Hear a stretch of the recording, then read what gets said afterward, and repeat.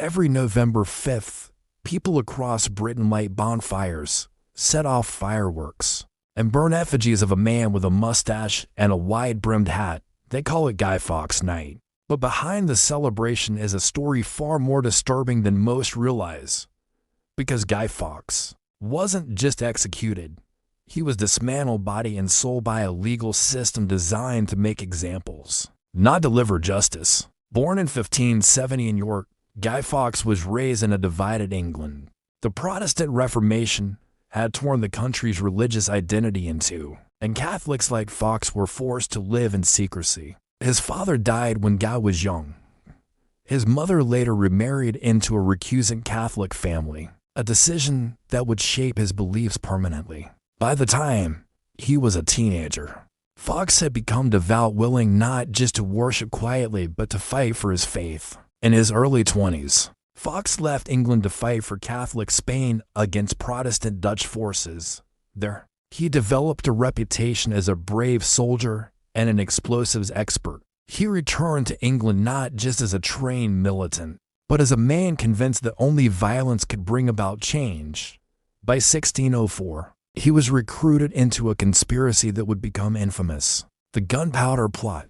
A group of English Catholics, led by Robert Catesby, devised a plan to blow up the House of Lords during the state opening of Parliament. The goal: kill King James I, destroy the Protestant leadership, and trigger a Catholic uprising. Fawkes wasn't just a foot soldier, he was the bomb specialist. He was given charge of the gunpowder 36 barrels hidden in a cellar beneath Parliament. But the plan failed.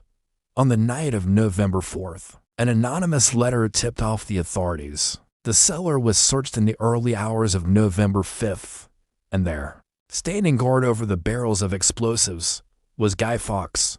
He was immediately arrested, and what followed was not an ordinary interrogation. It was a ritual of destruction. Fawkes gave a false name at first, John Johnson. He pretended to be his servant, just guarding supplies. But the crown wasn't fooled. They knew they had caught the heart of the plot, and they wanted to know everything: names, plans, allies, and funding. They also wanted revenge. He was taken to the Tower of London, not just a prison, but a place of controlled brutality, a fortress where enemies of the crown were broken systematically, both physically and psychologically. For the first 2 days, Fawkes refused to speak. He was starved, denied sleep, kept in isolation. He endured what was called the gentler form of persuasion: constant questioning, cold confinement, and mental exhaustion. But when silence persisted, the gentleness ended. King James personally authorized torture.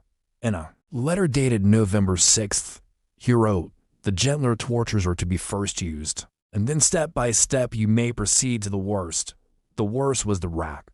The rack was a wooden frame, fitted with rollers and iron chains. The prisoner was tied by the wrists and ankles, and then, slowly, the wheels were turned, pulling the limbs apart, inch by inch, tendon by tendon, until the joints separated, until muscles tore, until shoulders dislocated and legs twisted unnaturally. It wasn't just painful, it was anatomical devastation.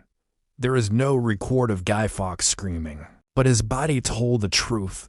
Over the next few days, his handwriting disintegrated. His early signatures are legible, but by November 8th, when he was forced to sign a full confession, his hand had deteriorated so badly it looked like a smear. Barely a scratch on paper. That signature, the scrawl of a man whose bones have been stretched, is still preserved in British archives.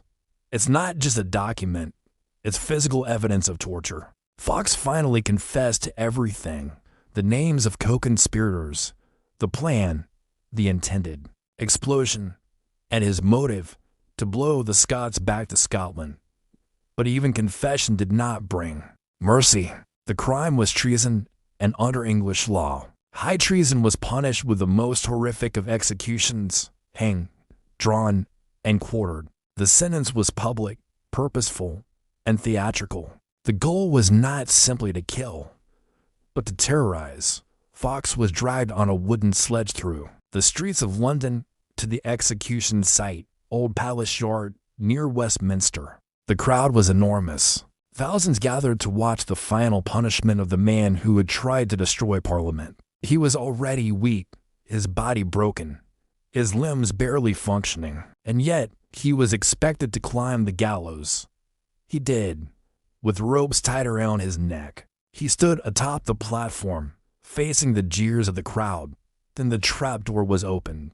Fawkes fell, but either by luck or design, he managed to break his neck instantly. A small mercy, because if he had survived the fall, what followed would have been worse. Those sentenced to be hanged, drawn, and quartered were often cut down while still conscious, then disemboweled, their intestines removed and burned before their eyes, their genitals cut off, their hearts pulled from their chests, and finally, their bodies were chopped into four pieces, quartered and displayed on city gates or bridges as a warning. Fawkes avoided most of that because his neck snapped on the drop, but the authorities still followed procedure. His body was posthumously mutilated. He was disemboweled, decapitated, his limbs severed and sent to different parts of England. His head was mounted on a spike, displayed for weeks as a symbol of justice. But justice is a strange word in this story, because while Guy Fawkes did plot to kill hundreds, the response was not measured law, it was deliberate torment. He was made an example, not for his guilt alone, but to send a message. This is what happens to anyone who dares to act against the crown, the church, or the state. And that message echoed for centuries. Guy Fawkes became a symbol. First, a villain, then a ghost, then a cultural myth.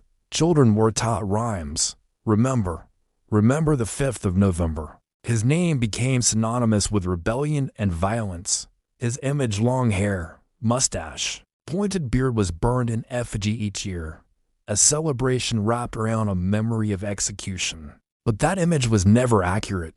The real Guy Fawkes didn't wear a mask. He didn't speak in slogans. He didn't explode. He withered day by day under torture. He bled into the stones of the Tower of London. He signed his name with broken fingers. He climbed the gallows with fractured bones. He didn't go out with a bang. He was destroyed. So why do we celebrate him? Why does a man who tried to commit mass murder become the center of fireworks and parades? Why do children craft masks of his face and toss his effigy onto bonfires?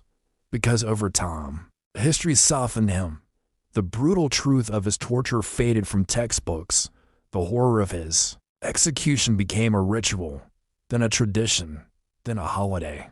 People forgot the rack, the chains, the splintering of his bones, and instead remembered only the fire, the metaphor of rebellion. But the real story is far less poetic. It's the story of how power deals with threat. In the aftermath of the Gunpowder Plot, England didn't just punish the conspirators. It cracked down harder on every Catholic in the country. Laws were passed forbidding Catholics from holding office, voting, or owning property. Attendance at Anglican services became mandatory. Children were taught to see Catholics as enemies of the state. The message was clear.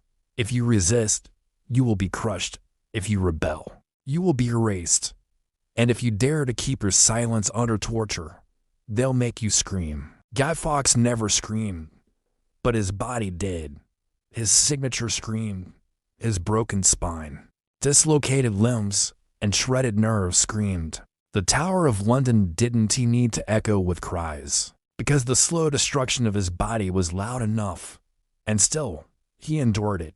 Why? Not for glory, not for some abstract cause, but because he believed his people were being strangled, that his religion was being hunted, and that if he didn't act, no one would. That doesn't make him a hero, but it makes him real. A man caught between faith and failure, between violence and vengeance, between being remembered and being erased. He didn't die a symbol. He died a man whose fingernails were torn from his hands, whose wrists were pulled from their sockets, whose voice was taken before his life was. The irony, of course, is that in trying to blow up Parliament, Guy Fawkes became more powerful dead than alive. His image would outlast the king, outlast the monarchy, outlast the laws that tortured him. In the 20th century, artists and writers began to reimagine him, not as a terrorist, but as a freedom fighter. His face became a symbol again not of Catholic rebellion, but of resistance against tyranny. Anonymous protests, anti-authority movements, films, masks, marches. But all of it started with the rack, with the decision to destroy a man so thoroughly that no one would dare follow in his footsteps. It backfired, because while the Gunpowder Plot failed, the government's response, its violence, its cruelty, its overreach became its own story. A story told not in sermons or textbooks, but in scars. And that story survived. Today, most people don't know what pressing is. They've never heard of the rack. They don't know what it means to be hanged, drawn, and quartered. But they know the name Guy Fawkes. They wear his face. They chant his slogans. And somewhere deep in that history, the sound of broken bones still lingers. Because pain leaves echoes. Guy Fawkes wasn't a martyr. He wasn't a saint. He wasn't even successful. But he was a man who was ripped apart because he believed something should change. And the truth is, he was right. England did need change. It just took hundreds more years, dozens more uprisings, and thousands more lives. What Guy Fawkes teaches us is that even in failure, power fears belief. Even in torture, silence speaks. And even in death, a name can live longer than the ones who ordered it erased. They didn't just kill Guy Fawkes. They destroyed him, and in doing so, they made sure we'd never forget. This is Torture's Room, where history doesn't whisper, it screams.